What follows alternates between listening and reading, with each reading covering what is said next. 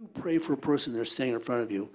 I want to go to a place to let you know that use your mind, allow Holy Spirit to work with you. So when you see a person there, listen to what they say and watch where it's located. So when somebody says something to you about how they feel or where it's located physically, then that means there's two things going on. There's an emotion, and emotion has an energy. Everybody know that? There's emotion, there's energy with everything has energy. Even the rocks cry out. Everything has emotion, energy. And even emotion has energy.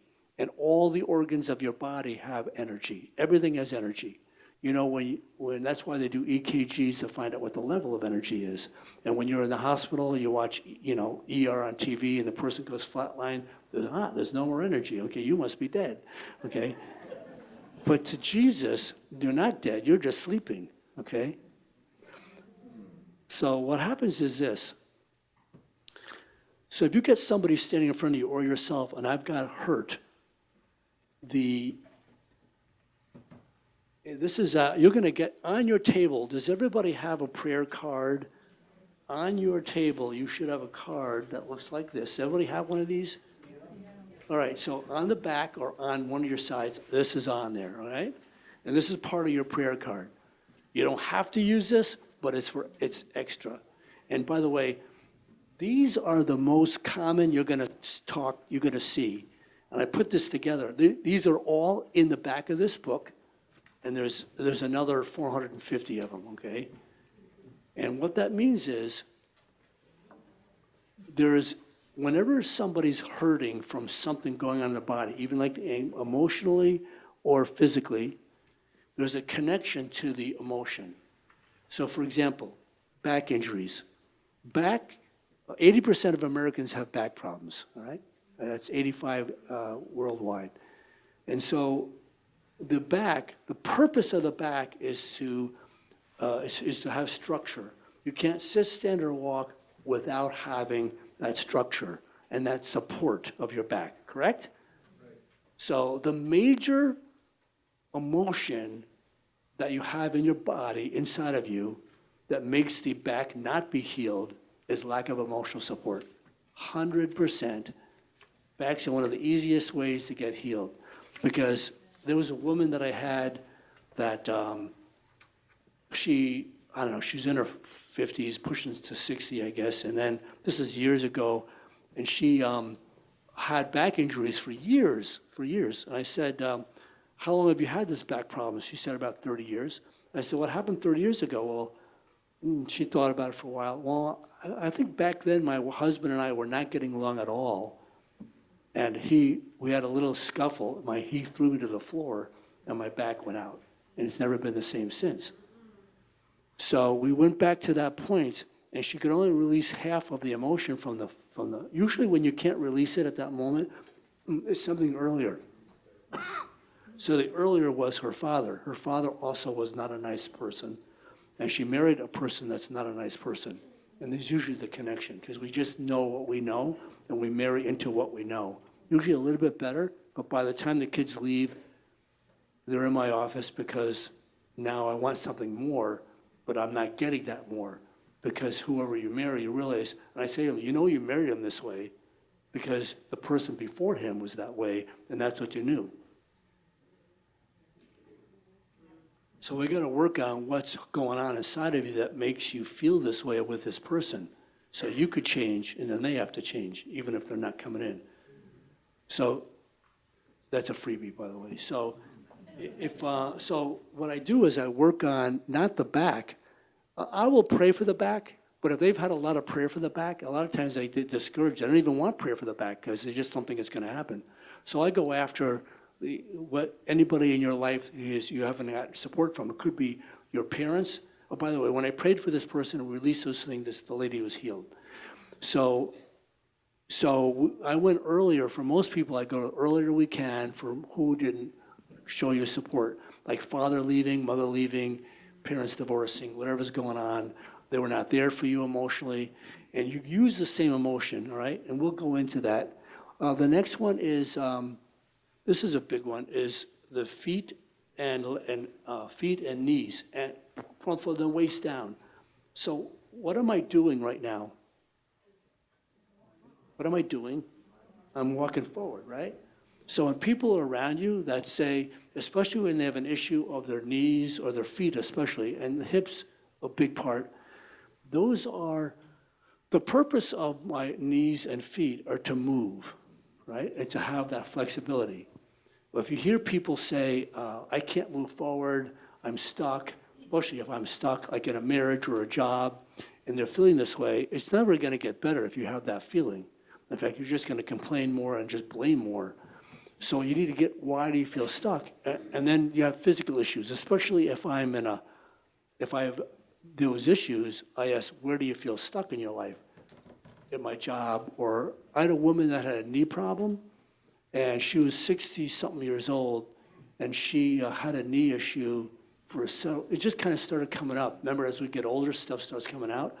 So she had, for, I don't know, many months, this knee problem. I said, where to start? Well, many months ago, but I don't know why. So I took her, so I said, what does it feel like to live that way? I feel stuck, I can't pick up my grandkids, I can't do things I used to do, I can't seem to do what I want to do.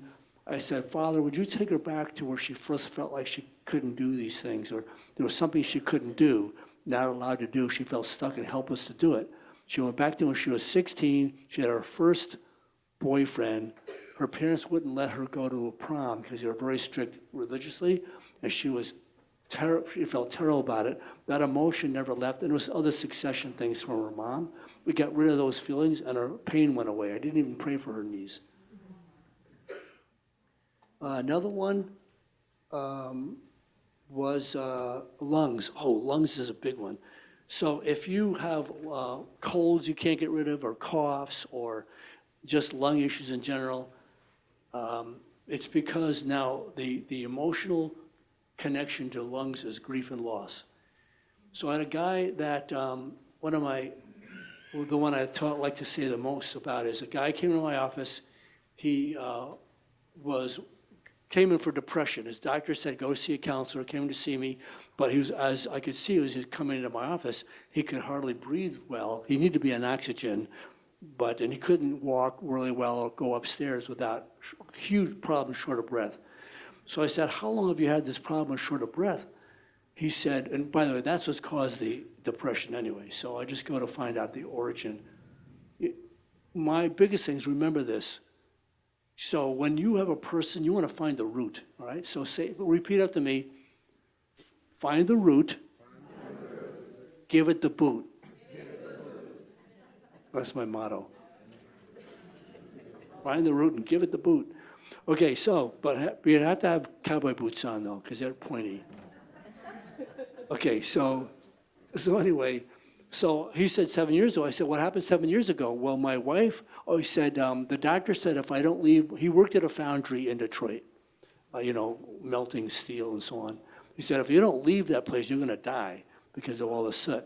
So he finally left. But I said, what also happened that year, because I knew there was something more. This guy's been prayed for and nothing's happened. He said, my wife left me. He said, it devastated me. There's the word, okay? And then he said, I continue. And he said, she took the kids and they moved out of state. So he lost his job, lost his family, lost his wife, lost his kids, lost his manhood. It just goes on. And so went back to time and forgave each person, forgave himself for what he did, for what might happen, forgave his boss, and forgave God for his anger towards him. I said a really brief prayer over his lungs, and his lungs just cleared right up. Now I had a guy in, I was in Naples, Florida, doing a conference, and this man came up to me. He said he has these problems with a cough, and he had a cold and then a cough. Like, he's in Florida, like it's like 80 degrees out. So I'm not telling him that, I'm thinking that. So he's had a cough or in congestion in his lungs for a long time. I said, how long have you had it? Well, on and off for the last 5 years. I said, what happened 5 years ago? My wife died. And he couldn't get rid of the cough. Well, that's because he started the grief then. And so we went back to that time, just did it in the hallway somewhere, letting go of the grief from his wife the best that he could, but he got rid of I said, most people don't want to get rid of the grief with somebody that died because they think if they do, they're going to lose the person. So we separate that out. So the best thing to do is, if that happens, by the way, separate out what you think you're going to lose with the person and the condition. People put it together because it's who they are or how they can remember it. So separate that. It says, I give you permission to remember your wife, and that you can love her, and know that you'll never forget her. And then over here, and I use my hands, over here is the condition. Let's just get rid of the condition so you can feel and love her more. Oh, that's a good idea. So we got rid of that, and then the cough left. Here's the key. How can prayers from the Spirit give life to the body if the soul is filled with unhealthy things? And Romans 8:11 says, if the Spirit dwells with you, he will give life to your mortal bodies through the Spirit who dwells in you. The real question is, why, if this is not yours and you can give it away, why are we holding on to it? What's the key? And so here's what I found out after doing this. When you receive this, obviously not being yours, the more you become adapted to it, and then more than it becomes your identity. That's just the bottom line. And so, like what Joy was saying, and some others, about like Holly was saying, first of all, you receive it, and as a child, you don't know what you received. It's just not good. Your spirit knows, but you don't know. That's why when you're standing in front of you, if they don't know where to go or how I'm feeling, I always tell them, just go back to childhood, pretend like you're watching a movie with you in it, and guess. What do you think it would be like living with parents like you've explained? And then it just comes. Even if you don't know, your spirit knows. That's why when you go to utero, I have many utero experiences with people. And you may not see it because you don't remember it, but your spirit does. I work with a lot of people that have post-surgical pain. Like a guy went in with to have a knee replacement. So he comes out and he still has a lot of pain. So I said, let's work on, can I pray with you? And he says, yes. So can I put my hand on your knee? Yes. So I said, I want you to picture yourself on the gurney in the operating room with Jesus having his hand on your knee as they're operating on you. Because he doesn't remember it, but the body remembers and the spirit remembers. And I don't know if you know, I worked in a hospital setting for 17 years before coming to the outpatient. So I'm very familiar. I've been standing next to people, and I've just heard even now testimonies of what it's like, even though they don't remember it, but getting what they do in there, like they cut your skin, they bring it open with clamps, they chop, they cut, it's really awful. But you don't remember because you're under anesthesia, but your body remembers. So I said, see the Lord bring healing to that. We release and this is key, this is in the book, your emotional trauma. You could just say it, and it's on your prayer card. Your emotional trauma, your physical trauma, and especially cellular memory trauma. And I'll talk about that after lunch. So when we did that, the pain just left because we went after specifically what he took on. So, and that's all the unknown. The amount of love and attention determines our measurement of worth and value. So the amount of love and attention that I receive determines my measurement of worth and value.